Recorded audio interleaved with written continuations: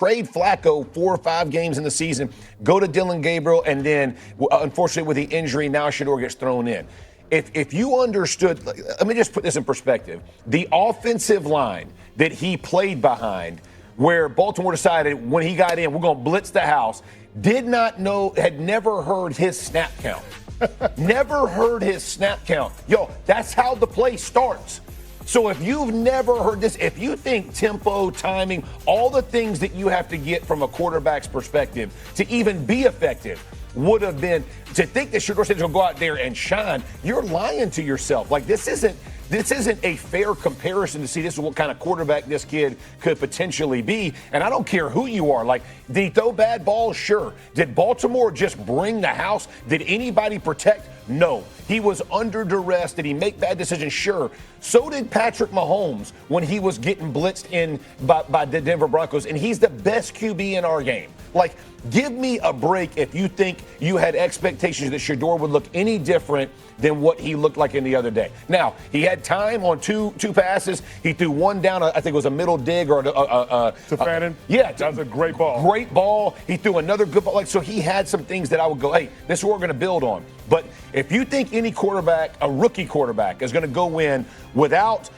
protection and go make this thing happen, you're lying to yourself. Like, you hope in 3 practices, which he'll get, by the way, y'all, 120 plays tops. You'll get 40 plays a day tops. He's going to walk into this game. So you're hoping they shrink the offense down somewhat, give him some things that he knows what to deal with, get the offense better rhythm, figure this thing out. But, man, like, I think we do a disservice to our quarterbacks. The guy didn't even take these reps in training camp. So to think that he's going to get them in the season, you've lied to yourself. He had no practice, and I just hope people don't think this is an indictment on his play all the way around. He's a 5th-round pick that got a shot, and unfortunately they end up losing to the Ravens. Yeah, co-sign on everything you said, Jeff. And let me just take it here for a second. I think this conversation has gotten well beyond just football. Amen. People are operating in these extremes. Either he was awful and doesn't belong in the NFL, or he's great and there's a conspiracy theory around the Cleveland Browns trying to undermine him actively. I don't think it's any of those things. Agreed. What I will say is this. It is malpractice that Kevin Stefanski did not give Shedeur Sanders any reps with the first-team offense as the backup quarterback. Yeah. They made Dillon Gabriel the starting quarterback in week 5. Right. We just wrapped up week 11, dog. Yeah. And oh, by the way, baked into that was your bye week. Right. You mean to tell me at no point before the second half of the game against the Ravens did you have an opportunity to give Shedeur Sanders any reps with the first team offense so those offensive linemen could hear his snap count, so the receivers in simulated game action can get comfortable with the rhythm, with the cadence, with the football that Shedeur is going to be throwing them? Let me say this, though, just on that thought, just so people understand what this is, right? This is what happens when you have 2 rookies.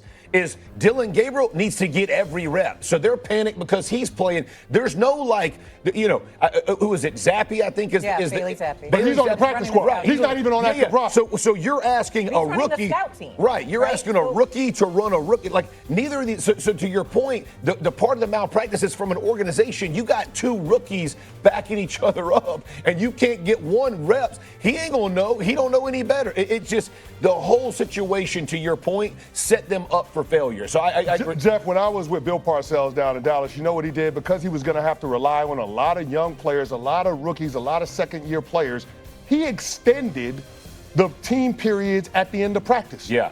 I'm going to give a team period, instead of doing 20 plays, we might go 28 plays. Right. Because I want to develop these first and second year players that I'm going to have to rely on. There is nothing that precludes Kevin Stefanski and the Cleveland Browns organization from doing that. Right. To give Shedeur Sanders a handful of snaps in every single team period when you're going throughout the course of the week. Right. In order to make sure that he's ready, because everybody understands in the NFL the backup quarterback is 1 hit away. Which is why I somewhat disagree with you for what you're saying.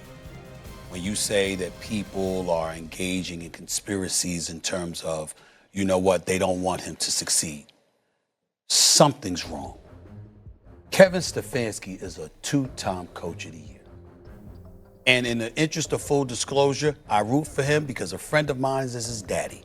Ed Stefanski, a longtime NBA executive who I've known for decades, who's a great man and has always been wonderful to me. That's his son. I don't root against Kevin Stefanski. I root for him because of his daddy. And I'm here to tell you something. Something ain't right. Something smells. Now, if it ain't him, it's somebody else. But from my understanding, you got an offensive coordinator and a head coach that ain't necessarily sold on Shedeur Sanders.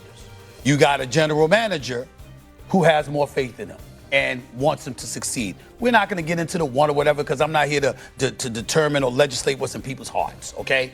They might see something and they might not believe in him. From a football perspective, I got that part. What I'm saying is, where Kevin Stefanski loses me, you're a two-time coach of the year, 2020, 2023.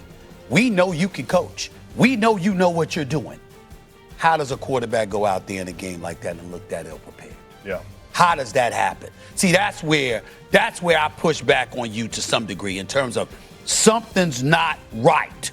Because we could say a lot of things about Kevin Stefanski. We can't say he don't have his teams prepared. We can't say that he doesn't. Like, if you don't have the talent, you don't have the talent. Well, he doesn't have his team prepared because you don't have the backup quarterback prepared. That's what I'm saying. Yeah. That's my point. 1,000%. That's my point. My point is, that's not an error he would make. He's too wise. He's too knowledgeable. Yeah. How could you put, listen, I know your point about two rookies. Yeah. I got that part. And you want Dillon Gabriel to get all the reps he can. I got that. But like you said, nothing is precluding you from extending. You understand what I'm saying? And whatever reps are necessary to make sure, because this is what Dillon Gabriel is undersized.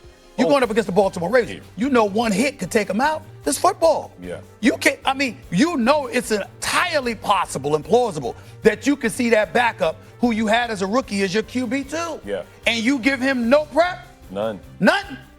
Kevin Stefanski, two-time coach of the year? Yeah. With Schwartz? Come on, man. That's hard to comprehend. Yeah. That makes no sense. That's all I'm saying. What they've done this whole year has made no sense. I understand the Flacco move. I didn't understand the Pickett move. Like, you started this season out with a totally different viewpoint. Right. I have no idea. And clearly it's a house divided. Yeah. Whether it's the owner, whether it's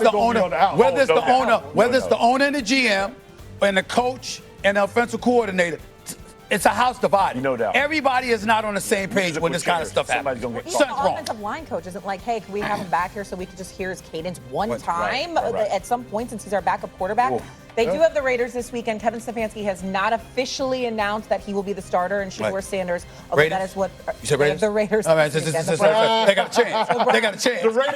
They got a chance. They got a chance. They got a chance. You dirty. Get right. Get right. Speaking of the Raiders, the team that beat the Raiders yesterday they get right. the Cowboys. They got the win they needed, obviously, against a team that is not very good on Monday Night Football. Dak Prescott threw 4 touchdowns, and he and the offense seemed to get back on track, but it was the defense that put up their best performance of the season, holding the Raiders to just 16 points.